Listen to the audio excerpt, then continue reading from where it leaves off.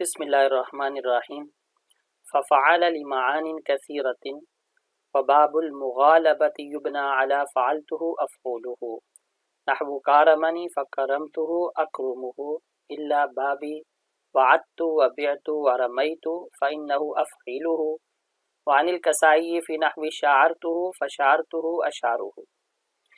یہاں سے خاصیات ابواب کا بیان شروع ہو رہا ہے۔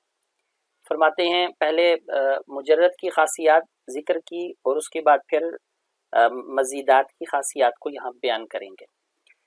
سب سے پہلے مجردات میں کہتے ہیں فعل لمعان کثیرۃ، یعنی فعل یہ بہت سارے معنی میں استعمال ہوتا ہے، بلکہ رضی نے تو لکھا ہے کہ فعل سبھی معنی کے اندر استعمال ہوتا ہے۔ وباب المغالبۃ یبنى علی فعلته افعله، اگر مغالبے کا معنی لینا ہو تو مغالبے کا معنی یعنی غلبے کا معنی وہ فعل یفعل باب کی خاصیات میں سے ہے۔ دوسرے الفاظ کے اندر فعل یفعل کی ایک خاصیت ہے مغالبہ، غلبہ۔ اس کی مثال دی جیسے کارمنی فکرمتہ اکرمہ، کہ کارمنی میں نے اور اس نے ایک دوسرے کا مقابلہ کیا ایک دوسرے پر انعام و اکرام کرنے میں، فکرمتہ تو میں کرم میں اور سخاوت میں غالب آ گیا۔ اب آگے دو استثناء لا رہی ہیں، ایک استثناء عمومی ہے اور دوسرا استثناء خصوصی ہے۔ الا بابی وعدت وبعت ورمیت فانہ افعلہ، یہ پہلا استثناء ہے۔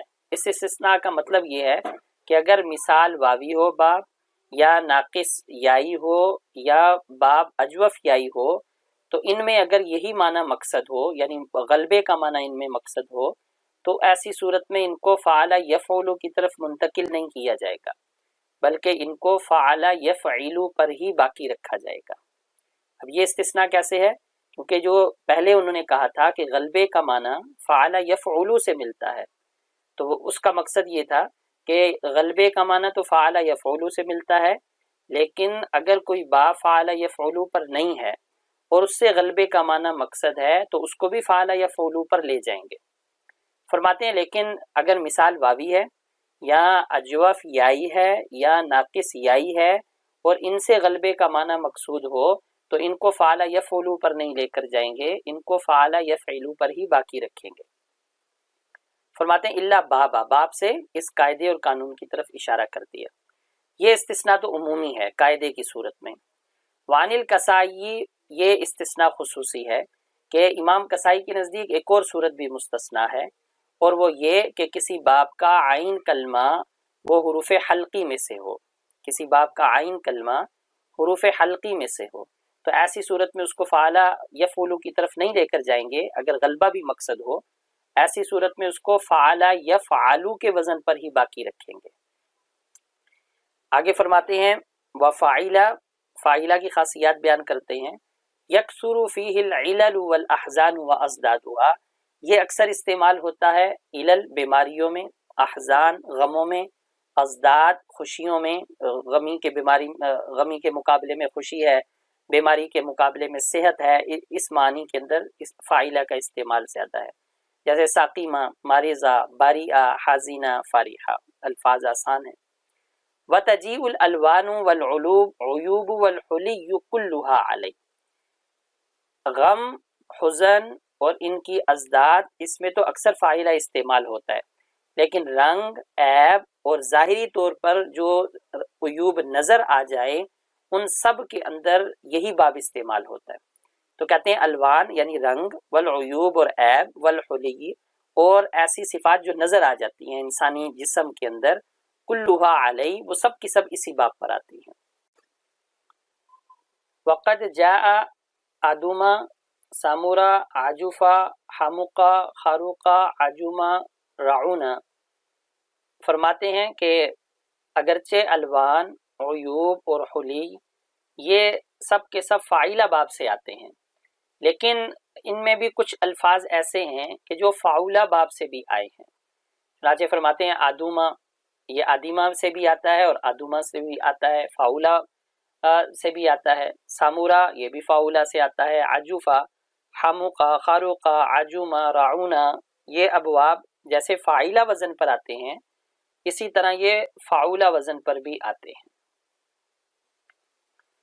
وفعول لافعال التبع، یہ جو فعولہ وزن ہے یہ خاص ہے افعال تبع کے لیے، یعنی جو انسان کے فطری طبیعت ہے، جو انسان کی فطری طبیعت ہے اس کے ساتھ یہ باب خاص ہے، جیسے حس ہونا، حسین ہونا، قبوحا، قبیح ہونا، کبورا، صغورا، کہ یہ افعال تبع ہیں، انسان ان کے اندر اختیار نہیں رکھتا۔